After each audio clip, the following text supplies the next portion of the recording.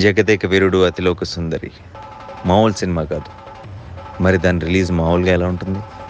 1990 మే 9న release date fix చేశారు. అప్పట్లో అతి పెద్ద బడ్జెట్.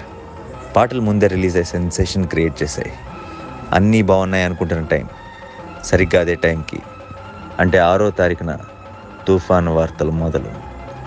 సినిమా ప్రింట్స్ కూడా ఎలా పంపాలో తెలియని పరిస్థితి.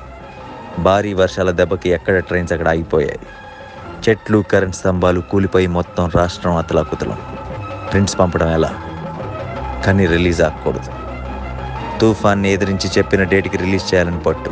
థియేటర్స్లో కూడా మోకాల్లోతు నీళ్ళు, చివరికి ప్రొజెక్టర్ రూమ్లో కూడా నీళ్ళే. అలాగే పాపం అక్కడక్కడ మార్నింగ్ షోలు పడ్డాయి.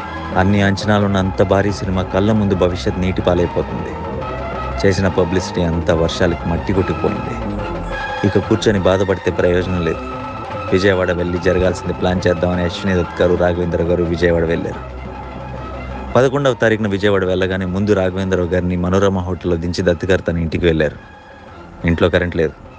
ఓ చిన్న లాంతర్ వెలుగులో దత్ గారు, శ్రీమతి, ఫాదర్ ధర్మరాజు గారు, దత్ గారు ముగ్గురు ఆడపిల్లలు భోజనం చేస్తున్నారు. ఇంట్లో చీకటి, దత్ గారి మనసులో చీకటి. అప్పుడు దత్ గారు చాలా నిరాశగా, ఇదే నా ఆఖరి సినిమా ఏమో అన్నారు ఫాదర్తో. ఆ మహానుభావుడు వెంటనే, ఏం పర్వాలేదు, మంచి సినిమా తీసావు, సెటిల్ అవుతుంది, ముందు భోంచే అని ధైర్యం చెప్పారు. మర్నాడు పక్కనే ఉన్న గుంటూరు మంగా థియేటర్కి దత్ గారు, రాఘవేంద్ర గారు కలిసి వెళ్తే అక్కడ వాతావరణం వేరేగా ఉంది. క్లాస్ ఆడియన్స్ ఉండే బాల్కనీలో జనం మాస్ ఆడియన్స్లా రెచ్చిపోతున్నారు. చప్పట్లు, ఈలలు, గోల గోల. ఆశ్చర్యం ఇంకా చిన్న ధైర్యంతో గుంటూరు నుంచి తెనాలి బయలుదేరారు దర్శక నిర్మాతలు ఇద్దరు. అప్పుడే ఓ మరుపురాని సంఘటన. ఎన్టీ రామారావు గారు ఆ టైంలో మాజీ ముఖ్యమంత్రి, అపోజిషన్ లీడర్ హోదాలో తుఫాన్ ప్రాంతంలో టూర్ చేస్తూ అక్కడ ఎదురయ్యారు. దత్ గారు, రాఘవేంద్రరావు గారు కారు ఆపి ఆయన్ని కలిశారు. ఎన్టీఆర్ గారు అప్పుడు గంభీరంగా, సినిమా రిపోర్ట్ బాగుంది, సెటిల్ అయిపోతుందిలేండి బ్రదర్, కంగారు పడకండి, నేను చెప్తున్నాను అని ధైర్యం చెప్పి తన ప్రోగ్రాంలోకి వెళ్ళిపోయారు. ఆయన దగ్గర నుంచి వచ్చి కారెక్కబోతుంటే ఓ పల్లెటూరి వ్యక్తి సైకిల్ మీద అరటిపళ్ళతో వస్తూ అశ్విని దత్ గారిని, రాఘవేంద్రరావు గారిని చూసి పరిగెత్తుకు వచ్చి, ఇప్పుడే సినిమా చూశాను, అదిరిపోయింది, సంవత్సరం ఆడుద్ది అని గట్టిగా అరిచాడు. దత్ గారు, రాఘవేంద్రరావు గారు ఊపిరి పీల్చుకున్నారు. ఇంకా అక్కడి నుంచి సినిమా విజయ విహారం.